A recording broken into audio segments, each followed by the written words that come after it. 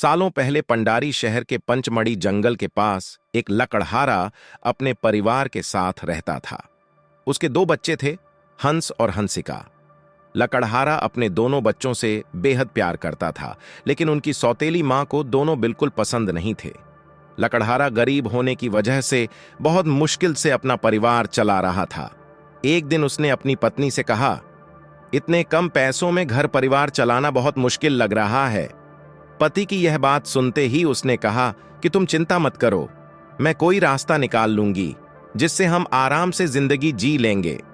यह कहते हुए लकड़हारे की पत्नी के मन में हुआ कि क्यों न वो दोनों बच्चों को जंगल छोड़ दे, जिससे उनका खर्च कम हो जाएगा। इसी बीच जब एक दिन लकड़हारा बाजार गया तो उनकी सौतेली मां हंस और हंसिका को लेकर जंगल चली गई। उसने जंगल के बीच में दोनों को छोड़ दिया और कहा कि तुम लकड़ी इकट्ठा करो और मैं अभी आती हूं। इतना कहकर वह तेजी से अपने घर चली गई। कुछ समय बाद शाम हुई और दोनों परेशान होने लगे। हंसिका डर के मारे रोने लगी, लेकिन हंस ने उसे चुप कराया और कुछ देर इंतजार करने को कहा। जैसे ही चांद निकला तो हंस और हंसिका दोनों जंगल से घर की ओर निकलने लगे। तभी हंसिका ने कहा कि भाई, हमें घर का रास्ता याद ही नहीं है, हम कैसे घर तक पहुंचेंगे। तभी हंस ने बताया कि सुबह घर से आते समय वो रास्ते में चमकीले पत्थर फेंकता हुआ आया था, अब वो उन्हें घर तक पहुंचाएंगे। कुछ ही देर में चांद की रोशनी में वो पत्थर चमकने लगे और दोनों उनकी मदद से घर पहुंच गए। दोनों को घर के दरवाजे में देखकर उनकी मां को बहुत गुस्सा आया। अगले दिन फिर वो उन दोनों को जंगल लेकर जाती है। इस बार उनकी मां उन्हें बहुत घने जंगल में छोड़ देती है। वह बच्चों को दोबारा लकड़ी इकट्ठा करने को कहती है और खुद सीधे अपने घर चली जाती है। एक बार फिर घने जंगल में हंस और हंसिका परेशान हो जाते हैं। भूख शांत करने के लिए वो जंगल से कुछ फल तोड़कर खा लेते हैं। उसके बाद चांद निकलते ही घर ढूंढने के लिए दोनों निकल पड़ते हैं। 2 दिन तक वो घर ढूंढते ढूंढते थक जाते हैं, लेकिन घर नहीं मिलता। साथ ही वो और घने जंगल में चले जाते हैं। तभी उन्हें एक चिड़िया की आवाज सुनाई देती है। वो उस आवाज को सुनते सुनते आगे बढ़ते हैं। चलते चलते उन्हें चॉकलेट से बना एक घर दिखाई देता है। वो दोनों उस घर में जाकर भरपेट चॉकलेट और केक खाते हैं।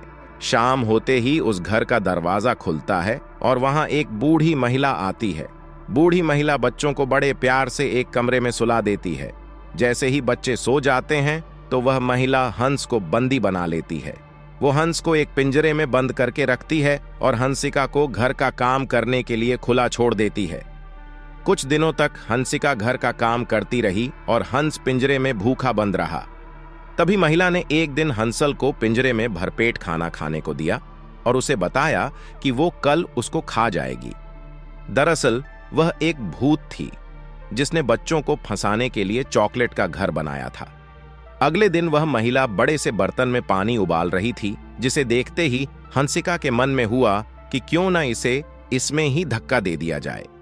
यह सोचते ही उसने महिला को उबलते पानी में धक्का दे दिया और अपने भाई को उसकी कैद से आजाद करवा लिया। उधर पानी में गिरने की वजह से उस महिला की मौत हो गई। दोनों भाई बहन आजाद होने के बाद उस महिला के कमरे में गए। वहां खूब सारे सोने के सिक्के और मोती रखे हुए थे। हंस और हंसिका अपने जेब में कुछ सिक्के और मोती रख लेते हैं और फिर अपना घर ढूंढने के लिए निकल जाते हैं। चलते चलते उन्हें एक जाना पहचाना रास्ता दिखता है और वो उस पर 2 घंटे तक आगे बढ़ते हैं। तभी चांद निकल आता है और हंस द्वारा पहली बार जंगल आते हुए फेंके गए चमकीले पत्थर चमकने लगते हैं। दोनों उन पत्थरों की मदद से घर पहुंच जाते हैं।